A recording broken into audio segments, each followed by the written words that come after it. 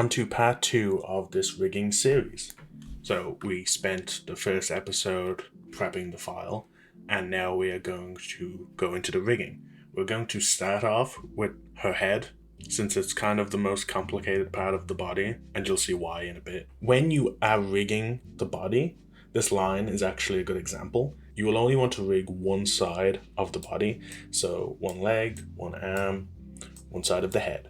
So we're going to build the entire piece of the head, but when we get down to eyes and cheeks and eyebrows, ears, we're only going to build the one, and then in a later part, we're going to flip everything over to the other side so we have perfect duplicates. The things we're not going to be flipping in this are the back piece of the hair, since this will all be one piece. This top piece, since it's not uniform. The mouthpiece, since it's going to be one piece. And the nose, which is also one piece, even though it kind of looks like you can flip it, it's going to be one solid piece. Okay, so let's start off. We're going to grab our composite and our head display. We're going to pull it over here so we have some extra space. And we are going to start creating the drawings of the head.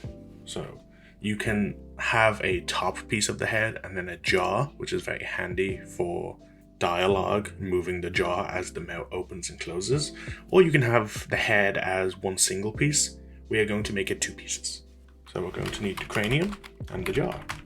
That's the head. So next we're going to need the ear, and because we're going to flip it, we are going to give it a prefix of 01.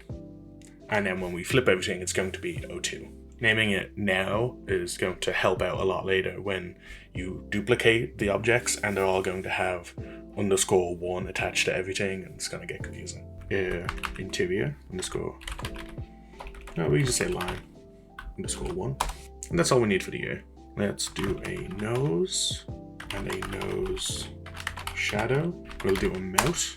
The mouth is going to be multiple pieces in a bit, but for now, we're just going to make the drawing so we can group it. Then we're going to do the eyebrow, 01. And this is when we decide what we want to do with the eyes. So you can have them all as one piece with 3 different substitutions or 4 different substitutions, depending on how many you want, of it open, closing, closed, and then slightly less closed. So people can repeatedly use blinking. The only issue with that is sometimes, depending on the design, every time the character turns, you might need a new eye.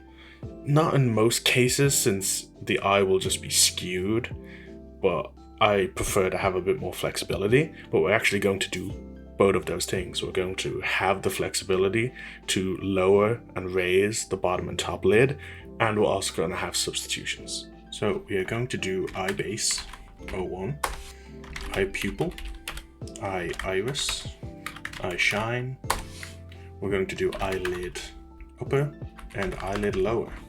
Normally, if your character doesn't have crazy eyelashes like this character does, you can just duplicate the lower lid and the upper lid and use them as each other, but we're going to make 2 separate ones. Then we're going to make a cheek 01. And if you notice, our character has this kind of crinkle above her eye. We're going to give her one up here for better expressions.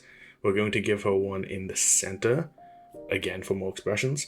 And we're going to give a couple of them under the eye. They will all be the one drawing under the eye, but we'll have a bit of variety so we can cycle through whatever we need.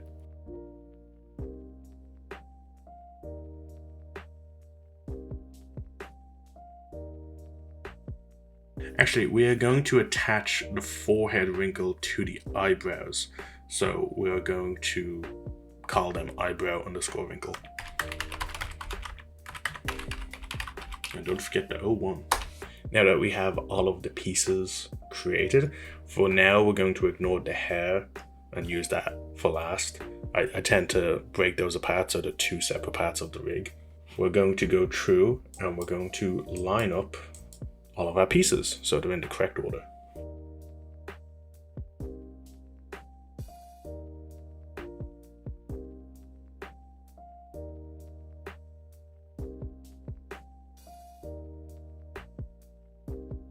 Now that everything is separated, we're going to start organizing them.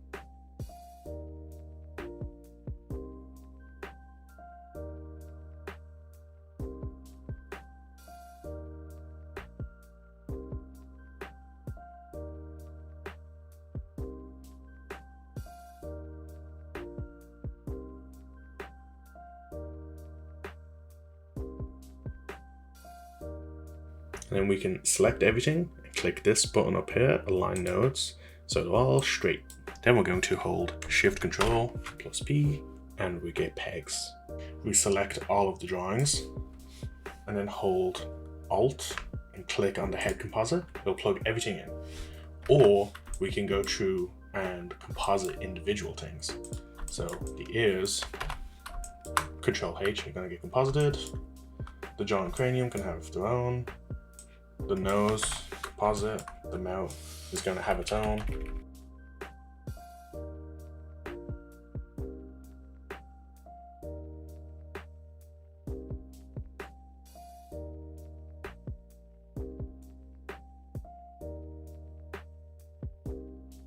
All right, let's get into drawing. Now that you have everything made, you can drag select over all of the drawings. Click this button down here to create empty drawing. So everything has a one drawing. We're going to go through and hit Control D and rename all of these to off, or you can do ED. Basically using off with a 0, like so, or underscore ED will put this off drawing at the start of your drawing substitutions. So anything else is after it.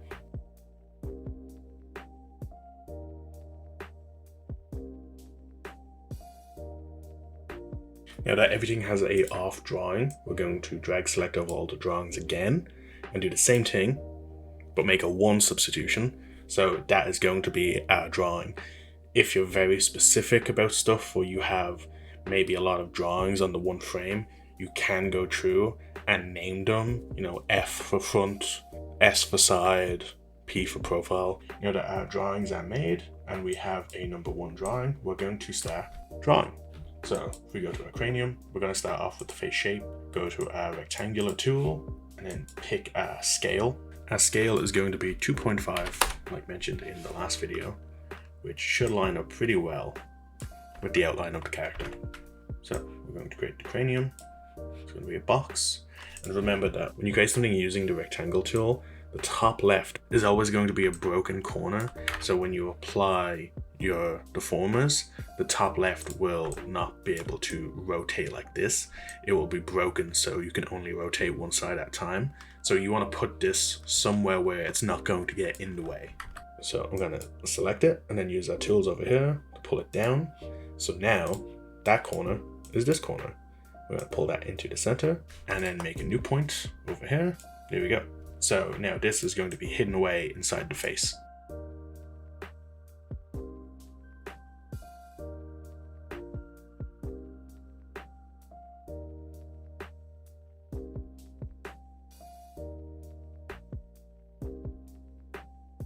And we're going to do the exact same thing for the bottom.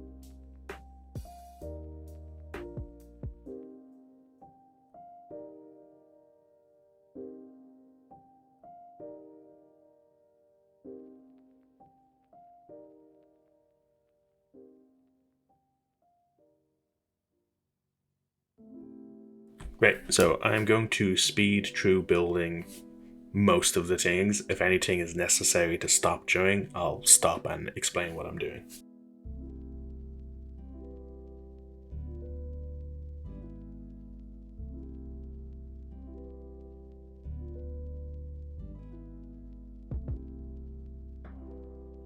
So if you're going to build a shape in one view, it's best to scroll through all of the views and see how that shape morphs. So this piece is still going to be this piece, but now this one is going to morph into this one. And then once we go to the profile, it's going to be completely different. This piece is going to be gone. I would say making the profile piece a different piece. It's actually going to be the same drawing with the same deformer. It's just duplicated in a very specific way, so we can remove this piece later on. So for now, looks fine. Just build it how you would.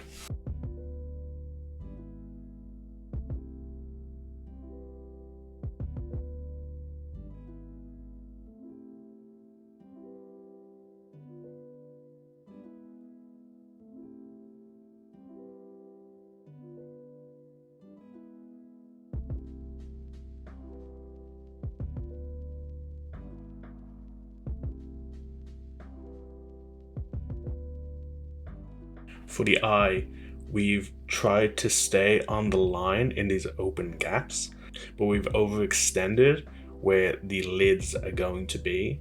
So this part of the eye is going to be hidden, but this part of the eye is going to be visible.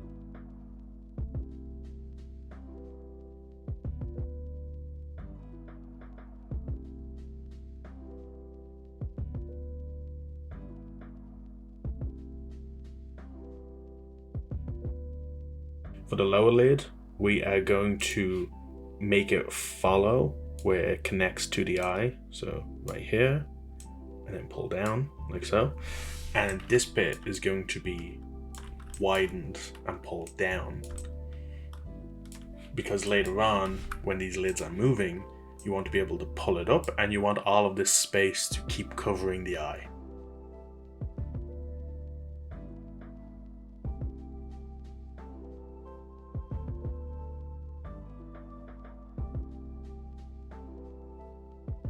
See me coloring anything green, like these big circular sections, that is going to be an invisible cutter on those sections. So that will be put onto the underlay and then not plugged in. So that will cut stuff such as the eye. This is how you make the eye vanish when an object moves over it. This next part is for people that specifically want a texture on the line. Not everyone is going to need this section, but in case you do want a textured line, if you want it to look more hand-drawn or like the reference images, select all of the drawings like so. Come to your tool properties. I really like doing the bumpy texture. And then if we go to our contour editor and go down to edit gradient / texture, we'll get this little pulley.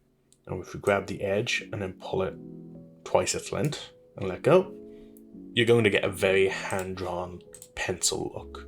So we are going to go to everything that has a deformer. So the ear is going to have a deformer. We're going to come over here and click create new deformation chain. Then we're going to go to the next thing and we're going to create new deformation chain. Do this for everything that will have a deformer. I tend to not put deformers on anything inside of the eye, so the pupil, the iris, and the shine.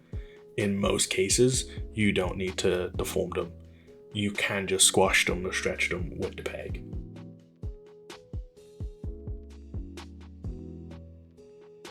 Now that you've given everything a deformation group, you can go back and select the object. So because we made this with a shape, we made it with 4 points. We wanted to have 4 points.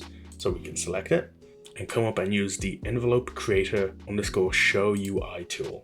So deformation points 4, you don't need to mess with anything else. Create envelope.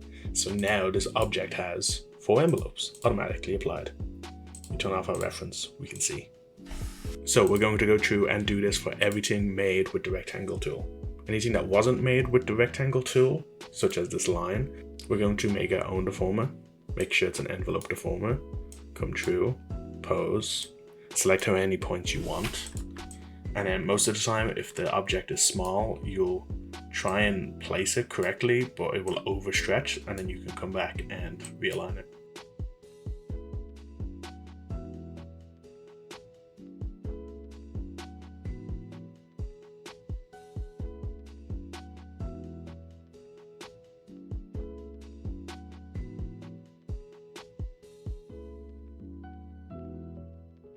Now that everything has a deformer, go through and grab all of the deformers, which should be easy if everything's spaced out, like we did earlier. Drag them into the center, like so. And that means all of these deformers are properly set. You can drag select over everything and then hit this button up here, show selected deformers, so you can see that everything is deformed. And you can go through and test out the shapes and make sure that they work properly. This cracking is fine because this is going to just be a fill that's invisible.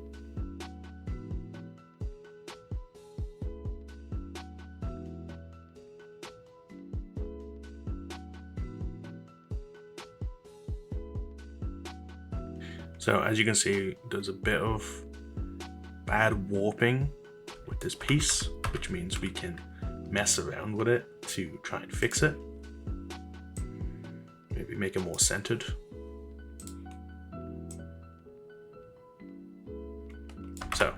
looks a lot better. But this piece in specific is going to be substitutions later on. So it doesn't really matter if it breaks that much. We just want it to be flexible enough that you can transition between each of the substitutions. We're going to start going through all of our drawings. We're going to go to our contour editor and pencil editor, and we're going to play around with the edge of all of the drawings.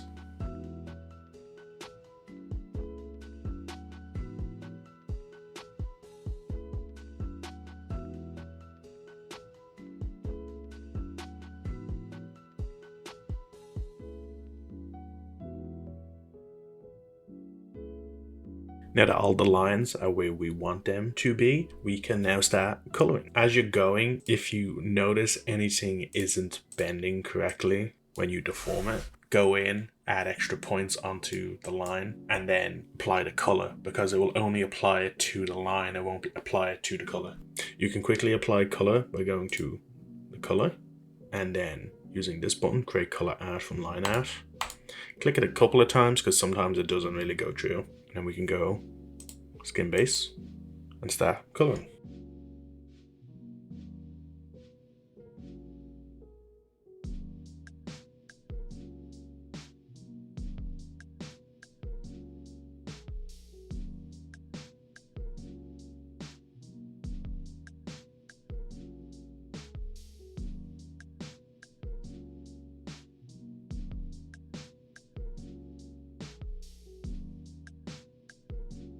And now once everything is colored in, we are going to get rid of the line on anything that's going to be invisible.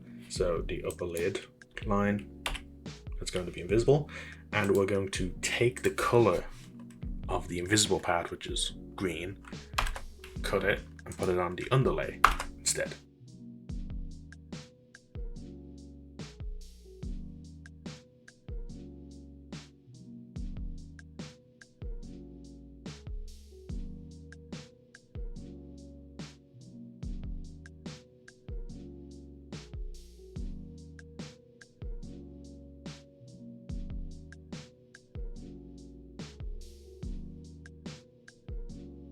Now that everything is colored correctly, we are going to go through and apply all of our toolkit objects to the character. For the ears, we want a inverse cutter, so we want the line to be inside of the ear at all times. We can cut it like so. And if we don't want the line to pass over the exterior line, we can also apply a line in color art to the ear, and then plug the line in front of the cut piece. Remember to utilize all of the space that you have down here. For the cranium and jaw, we're going to create a different group. So we're going to grab pretty much everything. Overlay, line art, color, underlay. We're gonna give that a composite, pull it down. We're going to now grab a line art and a color, and we're going to turn that into an auto patch. So an auto patch is the color art going into a cutter, and then the line art cutting the cutter. We're going to give the cutter and plug it into the line art, and then cut that by the auto patch that we just made. And now we've got a brand new group. What this will do is it'll cut this line out of the interior of the head. I kind of explain it a bit more in my video on cutters, so you can check that out if you don't understand what's going on. But for now, this is what we need. If we bring it over and plug the jaw into everything on the left, cranium into everything on the right, we can group this by holding Control and then G. We're going to call this a line weld. It has different names depending on the studio that you work at, but this is what I call mine. So now we don't need this left port of the jaw because that is what this port is for. So if we go and plug it in, you'll see that the line is now gone because it's being welded by the other piece. Now we want that for both pieces because if you pull this forward, there's going to be a line there. So if we copy and paste this and then plug it into the left port by holding Control, pull it over, and then plug the jaw into the right piece. Now both pieces will be welding one another. Our nose is going to have 3 pieces. It's going to have the overlay, the line, and the color. The color art is going to be in the back, and then the line art and the overlay are going to be in front of the nose shadow. We're going to take an inverse cutter, plug it into the shadow, and then plug in the color art. So now the shadow is inside of the nose. To have this effect on the character, where you only see a bit of the nose at a time, we want the full nose to be present, because once you go into the profile view, we want it to connect to the head correctly. So what we're going to do is, we're going to take a cutter and put it on the line art, and we're going to want the jaw and the cranium to cut the line. We can also plug in a auto patch into this. Be careful with the amount of auto patches that you make, because now these two are going to be plugged into this auto patch, but they're also plugged into their own individual auto patches as well. You don't want to do too many of them, but a lot of stuff is going to be cut by these two, so this is kind of acceptable. Actually, heads up, so this thing that I made is wrong, you know, it happens. So because both of these are coming together and creating this one object, if I try and plug this in, I'm going to get this line through the cheek because it's combining both objects. So you will have to separate the auto patch into its 2 auto patches, which you can then composite. And now we want the visible part of the nose, so we can take the line art, which is invisible, put it on the overlay, and cut off the sections that aren't visible inside of the design. Now, if we grab the nose and try and drag it outside of the head, you can see that the rest of the underlay line appears. So this is how we're going to get this profile nose later on. The mouth is going to be our most complex part of the head, so we're going to want to group, take our toolkit inside of the group, plug in a composite, and we want 4 mount nodes. So just copy and paste, copy and paste, copy and paste. Each of these are going to be the different sections, so overlay, line art, color, and underlay. And then we're going to plug that out, and then we're going to name them each individually. So we're going to take the first mount, and this is going to be exterior plus interior. Then we have teeth upper, or teeth up, teeth bot, and tongue. These 3 are going to have a composite, so anything that's inside of the mouth. And then we're going to give each of them pegs. You can give the interior their own extra peg as well, and then plug both of these in. Now everything is one single piece because I'm only moving it based on the line art. We're actually going to want to take all of this and put it on the overlay, since the overlay is going to be the exterior mount, which is everything on top of the mount. To have a better visual example, I'm going to make a new drawing, and we're going to fill in that circle. Now on the other layers, so the teeth up, we are going to make some teeth. We're going to make our lower teeth, so we're going to go to color art, and then we're going to make our tongue on the underlay. We can't really see anything because the exterior and the interior, the line and the fill, are both in front of everything over here. So this is where we use something called a color selector. What we want to do is plug it in, which will turn our object invisible. And we're going to add the lines that are visible in front of the mouth. So we can add the mouth line. In the actual example, we would use the mouth line and the mouth lip for this. And then we move this over and make a second color selector. Plug that one in, plug it behind everything else, and this is where you put in the fill.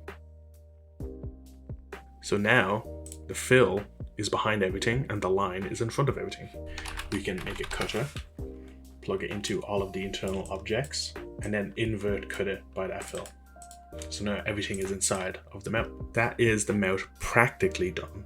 What we're going to also do is move the tongue over, give it its own color selectors. One of them in front of the teeth and one of them behind the teeth. And we're going to put the one behind the teeth and fill it with the mouth tongue. We're going to make a second mouth tongue and call it mouth tongue exterior. And we're going to put that into the other color selector. So now, if the tongue inside of the mouth is colored with the mouth tongue color, it will be behind the teeth, and if it's colored with the mouth tongue exterior, it will be in front of the teeth. I think this is a lot of information about the mouth, which is important, but it's kind of bogging down a lot of this tutorial. So we're going to discuss how to do the side profile of the mouth later on when we're doing the turnaround. We'll come back into this group and then mess around. But for now, this is the setup. We're just going to change back all of these colors to the actual colors we're going to use. So the mouth line, the mouth lip. So if we go back to our actual real mouth, everything's visible. Oh, and the skin line. The cheek is fine as it is, but we are going to plug in a inverted cutter, and again, cutter by the cranium and the jaw. The eye. We're going to actually give ourselves a lot more space between each of these. So we'll start off with the eye. We're going to apply a cutter to the eye, and we'll come back to that. Everything inside of the eye, so these three objects, you can actually composite together. And then invert cut. Yep, so now all of these objects are trapped inside the shape of the eye. You want to make sure you cut them by this cutter and not by the actual eye because of what we're going to be doing. Both wrinkles are going to be plugged in to our tab that we made in the first part. Still keep them plugged in over here. This is solely here because when we go to our off option, they're going to be connected to the tab. We're going to turn off everything around the eye so we can focus on this wrinkle. If we plug the line art in for the wrinkle. So now we have the line art coming into this composite, and we have the overlay coming into this, but the overlay is automatically inside of this group, so you don't need to actually place another overlay. This means that if we take this wrinkle on the line art, go to the off instance, go to the overlay, paste it into the overlay, and give it the tab color from our toolkit, it's now going to be invisible when we render. This is so you don't always have to have a wrinkle on the character. You can only activate it if it's a very specific scene or the eyes are doing something specific. And you can even break it up a little bit so there's a bit more style to it. You know, looks a lot nicer. And we can also make new substitutions by duplicating the drawing and then just going to the line, cutting it in half. There you go. Now you've got a half wrinkle. And they can both still use the same deformer, or you can make an individual deformer if you like.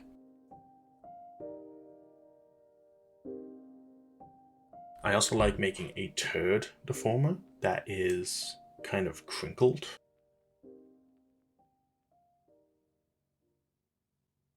And now we've got a crinkled eyepiece. And you can still use the one deformer. This is so if the character hasn't slept or is stressed. And then you can go in with the pencil editor and morph it so it's more sharp.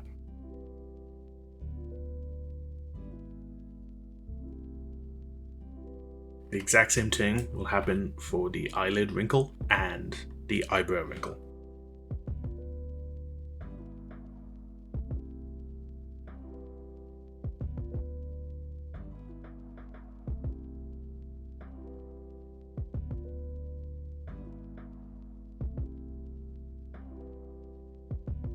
The eyelids will have a line art, color art, and underlay, depending. So the upper lid will have a line art and a color art plugged in. And the underlay will be plugged in, but will not be plugged into the composite. It will just be plugged into the underlay. The lower lid is only the line, so we're going to plug in the line. And then again, plug in the underlay, but not plug it into a composite. And we're going to go over to the eyebrow, exact same thing. Plug in the line, the colorant, and the underlay.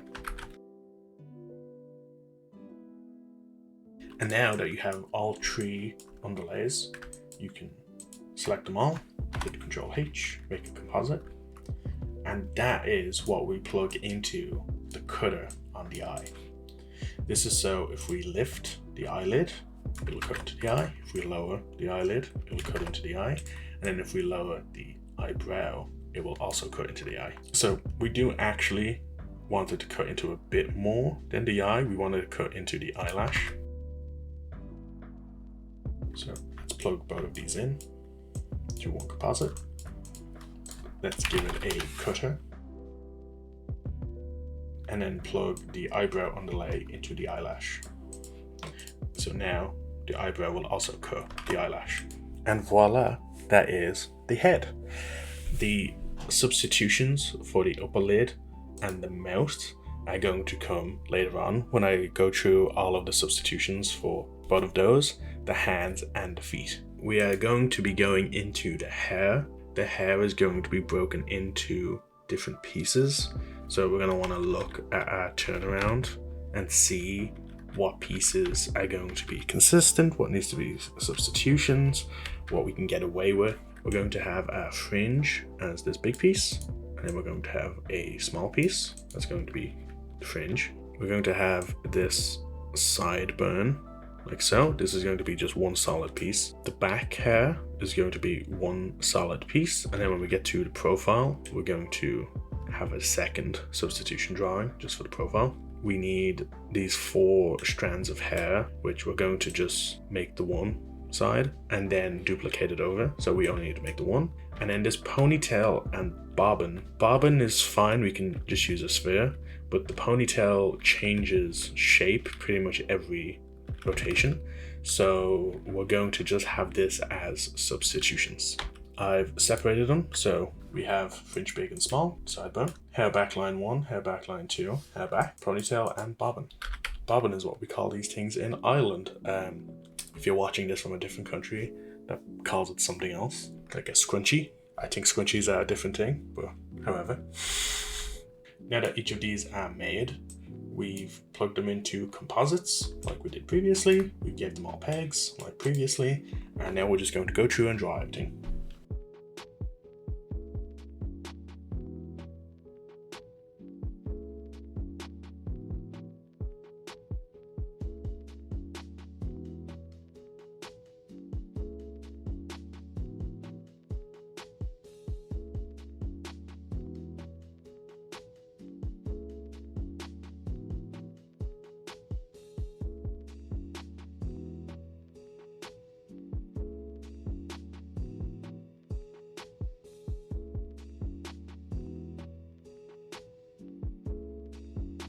Everything is now made. We just finished the hair, done pretty much exactly everything that I showed before. The only thing we added was the 2 line wells for the fringe pieces, which you can see if I turn these off. So these 2 are cutting into one another. Now we get to make the parent pegs for everything. We can go from left to right. So the eyebrow wrinkle and the eyebrow. Personally, I really hate when you try to move the eyebrow with the wrinkle and it moves the wrong peg. So I'm going to plug a wrinkle into the eyebrow so they will move together. And then you want to make a parent peg for both eyebrows. So when we duplicate this over, we can plug it into this, and then both eyebrows are connected. For the eye, we have the eye base. We are going to call this eye internals 01. You can even shorten stuff down to eye int, so it's not too chunky in the timeline when you're trying to animate. We're going to connect that to the pupil. The pupil is going to go into the iris and into the shine, because we don't really want these two to move without the pupil. We can also bring these down a bit so we know they're plugging into that. Same way we done it with the eyebrow wrinkle. We'll do eye all.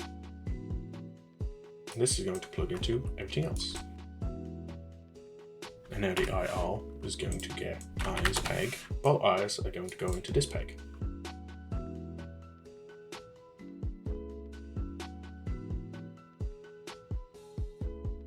preference. A lot of people will peg differently. So some would say you should never plug one peg directly into another peg. You should always have a second peg. But the way I prefer to animate and the way I've made rigs a lot in studios is by daisy chaining stuff like this. You don't do it all the time. Just do it if you think about it. And then you're like, do I really need an extra peg here to move two things that should always be moving together? No? Then I'll do it individually. And in saying that, I changed my mind. I think the big fringe will probably move at a different time than the small fringe.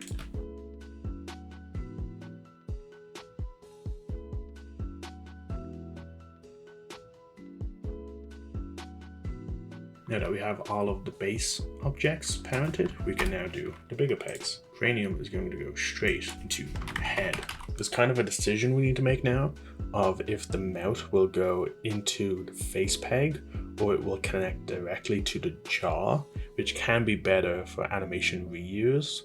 But I also think having the peg for the mouth connected to the face peg so everything moves together, it'll be more easy for people that are doing general animation rather than retake animation or reuse animation.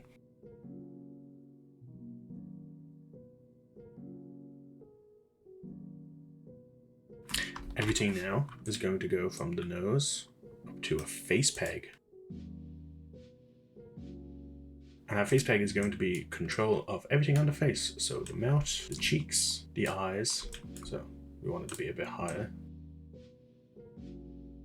And actually, the eyes, sometimes I like to connect the eyes to the eyebrows so they don't move together. If you start off by clicking this small piece of the eye and you go up, using the B, you can go up to the eyepiece, and then the full eye, and then the eye and lashes, and then both eyes, both eyebrows, face, and then whatever the face connects to. So the face is going to connect to the next head. There you go. Now that's the head. So if you're working on something and you go, I kind of wish there was an extra peg somewhere, or I don't think that peg is really necessary, go with what's natural. Unless you're working for a very specific style for a show, you'll most likely have a rigging language that you will use for that show, so you can you kind of have to work with what they're giving you.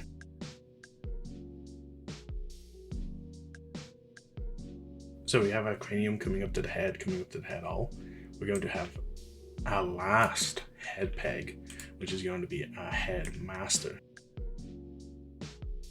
Nothing on the head is going to be higher than this. When we make the pegs for the hair, that's also going to be going into this piece. And this one is very important. So we're going to insert a backdrop and make it red. And we're going to leave a text now saying head flip. When we make our sliders and controllers later, our head is going to be flipped only by this peg. So with this peg, we can flip the character. There's going to be only two of these. This one for the head and then one for the entire body to help with setting keys for our sliders. So I'm going to now quickly finish up the pegs for the hair and connect them.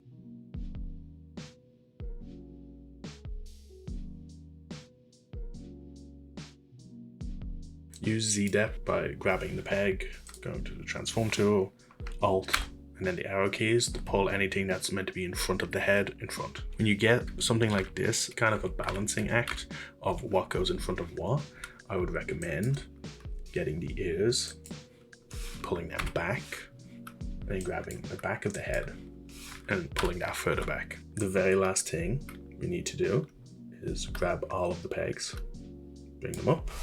Make sure you also grab the ones that you lowered. Grab your pivot, bringing it up to the head so it's easier to grab. And then just start putting your pivot in the correct location. The eyes will go between the eyes. The face will go between the face. The nose will go on the nose. Just go through and put everything in the correct spot. When you're moving stuff, that's all going to be in the same position, like these three pegs. Make sure you put them all into the correct position while they're all selected, so you don't have to go through and individually change each of them.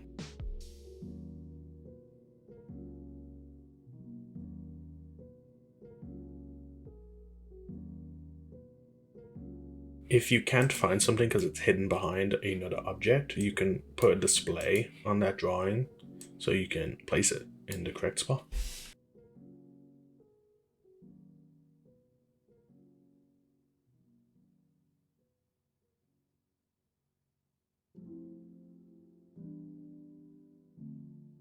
That is the head finished. Like I mentioned previously, everything that's going to be on the other side of the head will be flipped at a later date, so we only build half of everything now. We can grab everything, give it a bit more room, move it over like this, and then drop a big ol' backdrop on it.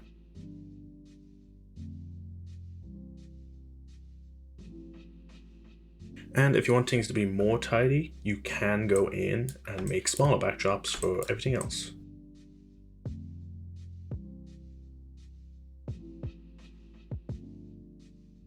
That is it for the head of our character Kiki. Next we are going to do the body, so hopefully it will be a lot shorter video. This was about 3 hours of recording, so I hope I can cut it down to a timely manner. Thank you for watching. I hope you learned something. See you next time.